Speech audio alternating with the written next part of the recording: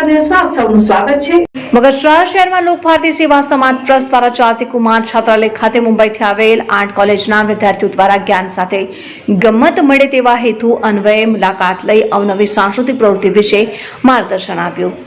અમરેલીના બગસરા શહેરમાં આવેલ વિશ્વ વાત્સલ્ય માનવ સેવા સમાજ ટ્રસ્ટ દ્વારા નવી સેવાકીય પ્રવૃત્તિઓ કરવામાં આવે છે, ત્યારે મુંબઈથી આવેલ કોલેજના 8 વિદ્યાર્થીઓ દ્વારા જ્ઞાન સાથે ગમ્મત મળે તેવા હેતુ અન્વયે કુમાર છાત્રાલયની મુલાકાત લીધેલ સંસ્થાના પ્રમુખ મુરજીભાઈ મૈડાના અર્થાત પ્રયત્નોથી કુમાર છાત્રાલયમાં 30 વિદ્યાર્થીઓ છે, ત્યારે વિશ્વ વાત્સલ્ય માનવ સેવા ટ્રસ્ટના ટ્રસ્ટી દેવચંદભાઈ સાવલિયાના માર્ગદર્શન અન્વયે અવનવી પ્રવૃત્તિ કરવામાં આવી છે। ત્યારે મુંબઈથી ખાસ અહીં આવેલ કોલેજમાં અભ્યાસ કરતા 8 વિદ્યાર્થીઓને તેના શિક્ષકો સાથે કુમાર છાત્રાલયની મુલાકાત લઈને સાંસ્કૃતિક પ્રવૃત્તિઓ કરાવી, જેમાં માઇન્ડ ગેમ સહિત અલગ અલગ વિષયો પર ચર્ચાઓ કરી મોહિત અને માર્ગદર્શન આપ્યું। સંસ્થાના પ્રમુખ મુરજીભાઈ મૈડા દ્વારા આવેલ મહાનુભાવોને શબ્દોથી આવકાર્યા।